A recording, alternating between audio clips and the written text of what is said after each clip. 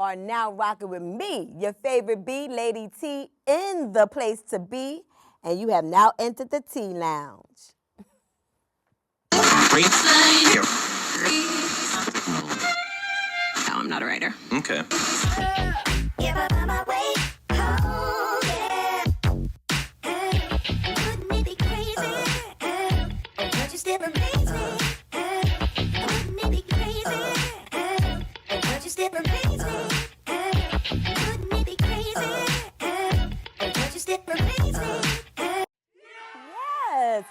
What's goody, Sipper Society? It's your girl, Lady T, and this is So Glad You Said Something. And today, I've got something to say about my picks for the most powerful female performances. Now, Girl. yes. Now, I'm going to need you to grab your favorite beverage and settle in because we're counting down the top 5 female movie monologues that have left us speechless and inspired.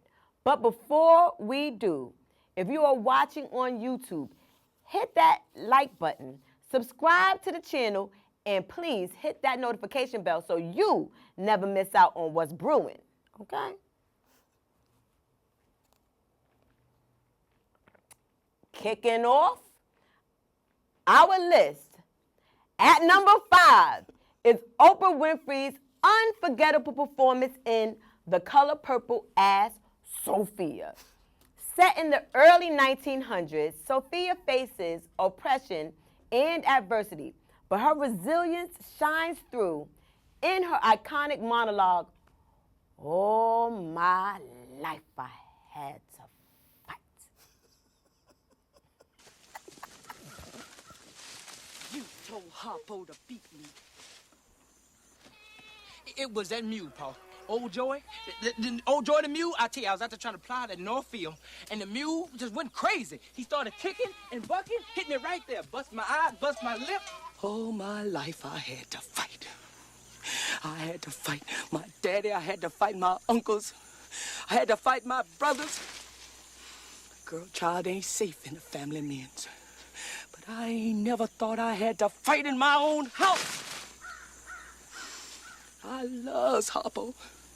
God knows I do. But I kill him dead before I let him beat me. And that's a hoof print. Did you look at the hoof print there, Paul? No, that looked like a fist print. Right? No, sir. No, sir. Ain't no fist touch my face. Yeah. No, sir. Now, you want a dead son-in-law, Miss Seeley? You keep on advising him like you doing. This life be over soon. Heaven lasts always. Girl, you ought to bash Mr. head open and think about heaven later. She said, think about heaven later. Yes, she did. Yes, she did. She said, think about heaven later. Pretty much. Girl. Wait, So, first of all, I don't understand how that was number 5. Like, girl. It was number 5 because Oprah did a fantastic job. It was an amazing job. It was her first movie role, you know. And Oprah's life really, truly mirrors a lot that was depicted in that. Having had a child as a teenager. 14 years old. I did not know that. 14 years old, fathered by a relative, you know? So girl child ain't safe in a family of men. Wait, no. A girl ain't safe. A girl child. A girl child ain't safe in a family of men. family of men. Don't she say a house full of men? A family of men. Girl, I feel the like... The family is the part that makes it such a mirror, you know, to what she actually has been through.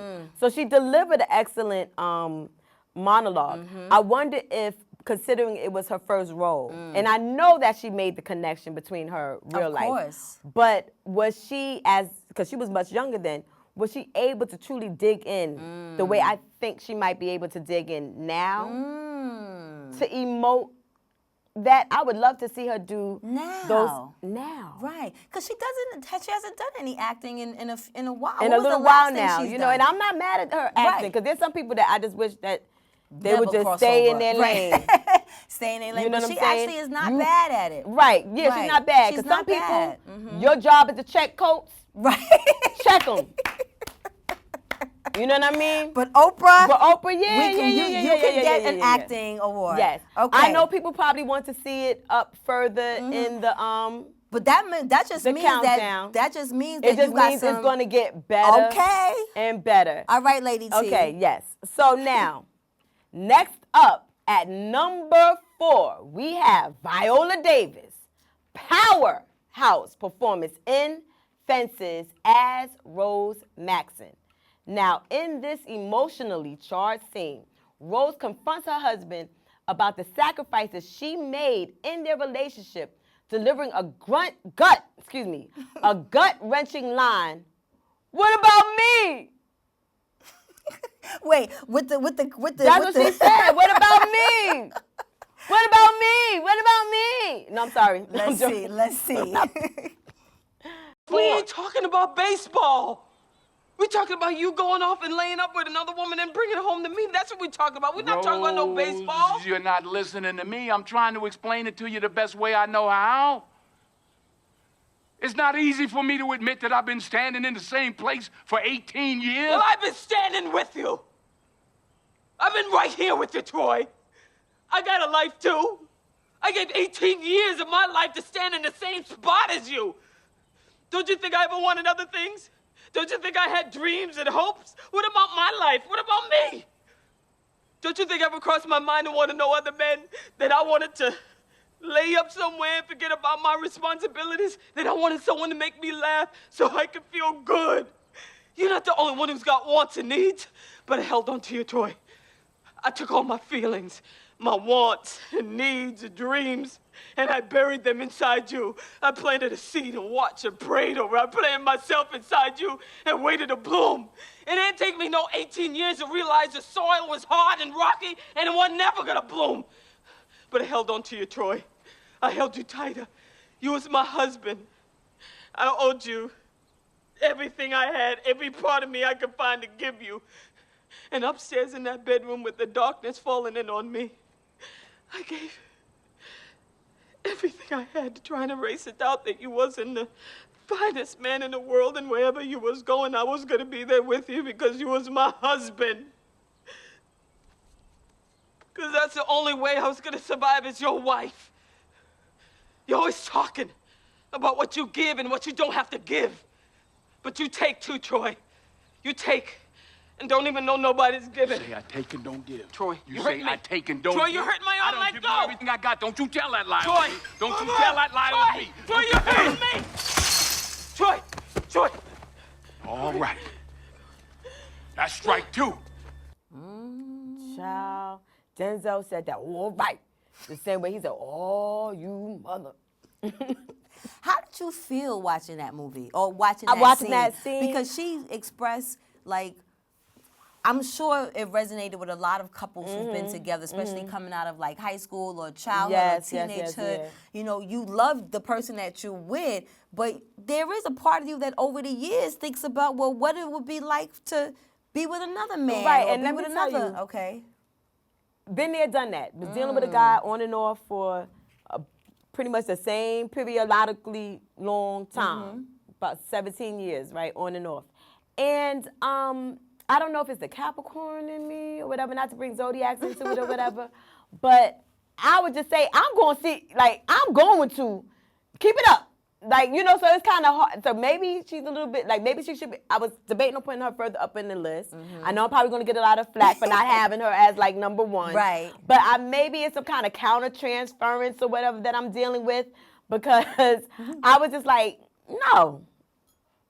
I'm finna, listen, you acting a fool, and I'm finna do this. I would say it. Okay. You know what I mean?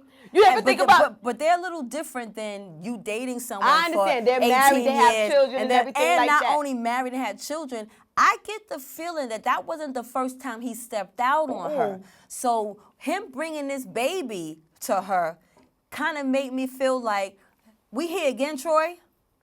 Right, and that's what I'm trying to get at. What you whining and like it's hard, like the relatability, even though I can relate, at the same time I'm like, girl, get some get your backbone in there. But she said, Put your hands on your hip. But and she let said, your I love him. backbone slip. She loved him. I like that. What? Put your hand on She your needs to hip. put like I'm sitting there saying, put your hand on your hip and let your backbone slip. I don't know what you're thinking, or what kind of party you think this is, but I'm finna and he really would, like, it was hard for him to hear, but I would just say, like, I would say, you ever think about, no, I'm not asking you to think about, I'm telling you, I'm feeling like I'm going to have to deal with somebody else because you running around doing whatever you want to do, I'm finna do the same thing. Oh, please, no. But she didn't. And didn't. that's what happens in real life. Exactly. You know, we thinking about TV or movies, but we always know that these monologues come, even for them to put that type of power into playing that role or saying those words, it comes from somewhere. And unfortunately, we as humans, we as women, have been on that side where that probably was something that was very relatable to her that she can pull from, same way like Oprah. You know, something that even though it happened years ago, but that's your reference point. Yes, that and you can sometimes draw when from. the reference point is so accessible to many, for me, as a artist, I think, well, that was probably not such a hard leap over into that. But in order to emote that. So then I guess that's how, kind of like, if you want to wonder, you know, why I'm like, the further away it is for you to connect with that, to emote, and to get that moment, you know, like the further I think that you are from the role is kind of like how, if that makes any sense. I think so. To a degree. I think so. Degree. You know what I mean? So who else you got for us, Lady T? So we have, Oprah was number 5. Viola is number 4. All right, what else you got for us? Coming up at number 3, Taraji P. Henson, inspiring portrayal of Katherine Johnson in Hidden Figures. Now, facing discrimination and segregation, Katherine delivers a stirring monologue about the injustice of not having access to something just as simple as a bathroom. Where the hell have you been? Everywhere I look, you're not where I need you to be. It's not my imagination. Now, where the hell do you go every day? To the bathroom, sir. To the bathroom. To the damn bathroom. For 40 minutes a day? What are you doing there? We're T-minus 0 here. I put a lot of faith in you. There's no bathroom for me here. What do you mean there's no bathroom for you here? There is no bathroom. There are no colored bathrooms in this building or any building outside the West Campus, which is half a mile away. Did you know that? I have to walk to Timbuktu just to relieve myself. And I can't use one of the handy bikes. Picture that, Mr. Harrison. My uniform, skirt below my knees, my heels, and a simple string of pearls. Well, I don't own pearls. Lord knows you don't pay colors enough to afford pearls. And I work like a dog, day and night, living off of coffee from a pot none of you want to touch.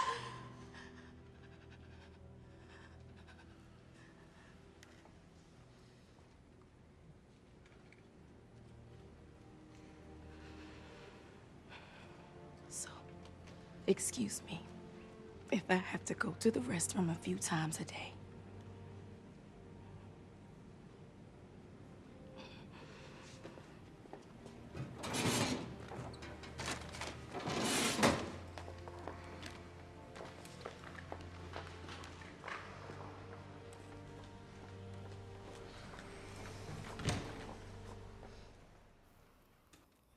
Man.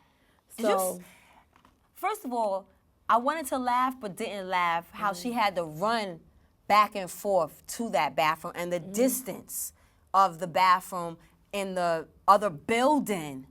Across campus. And then we saw it again at the end when they needed the pilot's coordination, and she was back at the office and had to run across those buildings. And the white boy had to now run across this, actually see what that distance was from one building to the next. But that was crazy. It was to the point where, first off, the reason why this is so high Number up 3. Yes, okay. The reason why it's so high up on the list is because it was the attention to detail. The fact that her pressing comb was sweated out. You know? Just to show the fact that it was a distance to where a bike would have been handy. But the type of clothing that they wore, for her to be professional, she couldn't hop over and hike herself up on a bike and go pedaling to the restroom. And probably the fact that you have to get on a bike might conflate the whole issue of having to go to the bathroom to begin with. Do you think Taraji has been pigeonholed or typecast in the characters that she played? Because she did that. She did the thing with that monologue. You felt the passion that she had in those words. You had to say those words and to be vulnerable about something that is so personal as going to the bathroom in front of, those were real white men, you know, in that room that she had to deliver those lines to. That is just, for me, like I said, the level of difficulty sometimes, you know, is part of what got me to kind of push it up in the line. You know what I mean? That was 3. I'm sorry, what was your question real quick again? It doesn't matter, I forgot. All right. So that was 3. That was number 3. So now, at number 2, we have our runner-up, Claudia McNeil, poignant performance in A Raisin in the Sun as Lena Younger. Now, in this heart-wrenching moment, Lena grapples with the loss of her husband and the uncertainty of her family's future, asking her son, "Son, is it gone?" Shaq. Is it gone? Son, I gave you $6,500.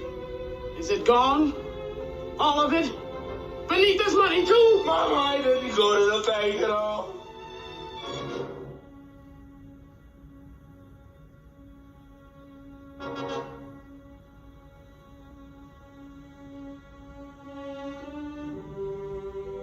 I seen him. Night after night come in. And he'd look at the rug and he'd look at me. The red showing in his eyes. And the veins moving in his head. I'd seen him grow old and thin before he was 40. Working and working and working like somebody's old horse killing herself.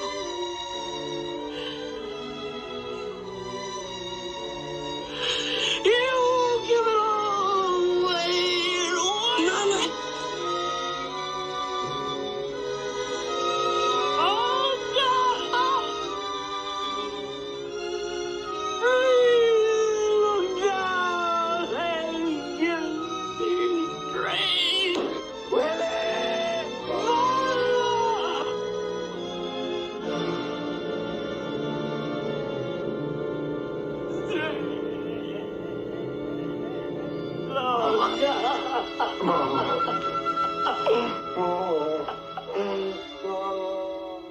We have 9 minutes. So that one, you know, that one touches me so much because, you know, my father passed away. You know, I watched my mother become a widow so young, you know. And just to imagine that, you know, like she had all girls, nobody, you know, swindled or like no one lost all the money or anything like that. But just to imagine that was it his namesake? I'm not even sure about that. It was his namesake. He was named after his father. His namesake, just so flippant about his life's blood.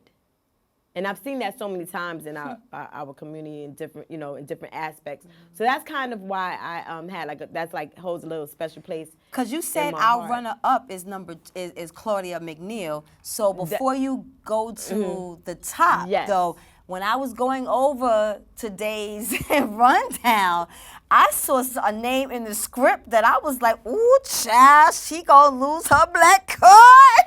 You can take my black card in one day, but I put Meryl Streep up in there. Yes, I did. Okay. Meryl Streep. So before we get into our reveal for our top pick, let's shout out this honorable mention, which Catherine already said. Kitty already said, is Meryl Streep. In her unforgettable monologue, she dazzles us with her sharp wit in The Devil Wears Prada. No, and I've seen all this before. Deskins is trying to reinvent the drugway, so actually... Where are all the other dresses? We have some right here, and then And Armani. watch and listen. And I think it can be very interesting with... No, it's just baffling to me. Why is it so impossible to put together a decent run-through? You people have had hours and hours to prepare. It's just so confusing to me. Where are the advertisers?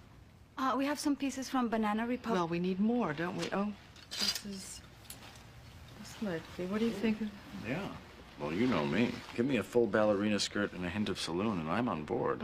But do you think it's too much like... Like a La Croix from July? I thought that, but no, not with the right accessories. It should work. Where are the belts for this dress? Why is no one ready? Here. It's a tough call. They're so different.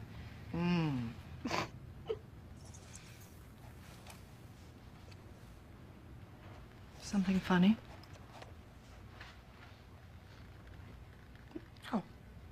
No, nothing's, it's just that both those belts look exactly the same to me, I'm still learning about this stuff and, This stuff?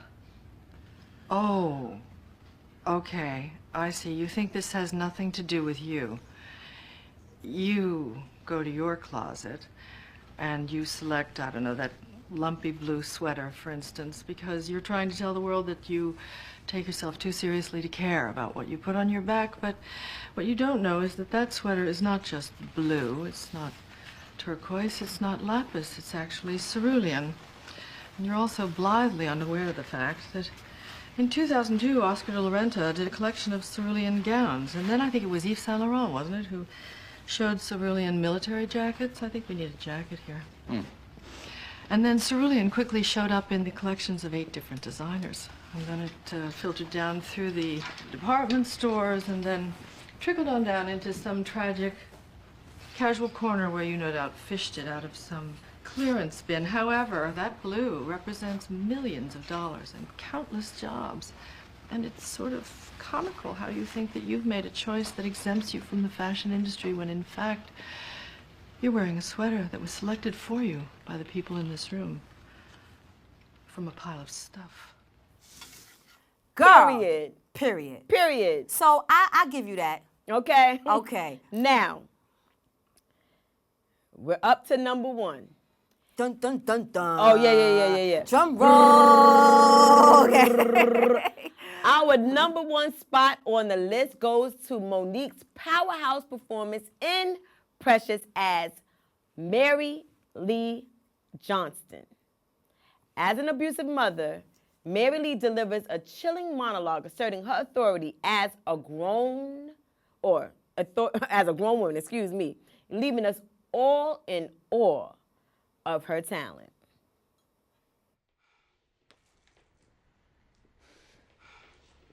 Precious! Precious! Precious! Get down here, bitch! You brought that white bitch up in my house? Why would you bring that bitch up in here? I didn't bring her here. Well, why the fuck did she ring my buzzer? I can't hear you, Precious. Since you got so much motherfucking mouth and you gonna bring a bitch up in my house, why would that bitch ring my goddamn buzzer? I ain't telling her to come here. See, I think right now you feeling like you becoming a grown woman. Because that shit you poured in the kitchen, I should have fucked you up. But I let you walk away, and I let you come get yourself together. But bitch, I'm gonna let you know if you ever pour that shit on me again, that will be your last motherfucking day standing. I promise you that. You gonna send a white bitch to my motherfucking buzzer? Talking about some higher education. You're a dummy, bitch. You will never know shit. Don't nobody want you. Don't nobody need you. You done fucked around and fucked my motherfucking man and had 2 motherfucking children, and one of them is a goddamn animal running around looking crazy as a motherfucker. Bitch, you know what? See, I think you trying me. I think you really trying to fuck with me. You fucking with my money, and you gonna stand up there and look down at me like you're a motherfucking woman? I'ma show you what real women do, bitch. See, you don't know what real motherfucking women do. Real motherfucking women sacrifice. I should've aborted your motherfucking ass, cause you ain't shit. I know the day the doctors put you in my goddamn hand, you wasn't a goddamn thing, and you had that smirk on your face, bitch. Now smile about that. Smile about that, you fat bitch.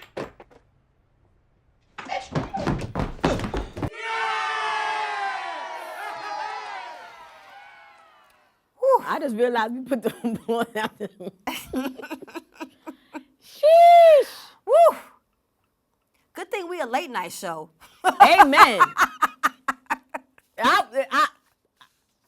It could have been either one of the monologues from that movie. No, though. I think you chose the good number, a great number one. You know, it's just to imagine. Like, I don't think that Monique, even though she had some problems with her child, having took on her career over, and wasn't there as much for her son. I know that caused a lot of problems in her relationship, and there's some sort of a strange thing. But I don't think that she was necessarily abusive. You know what I mean? Well, I mean, to that level of abuse. You know what I mean? So I just felt like she really had to stretch herself to be able to talk about a special needs child like that and speak to this woman up there.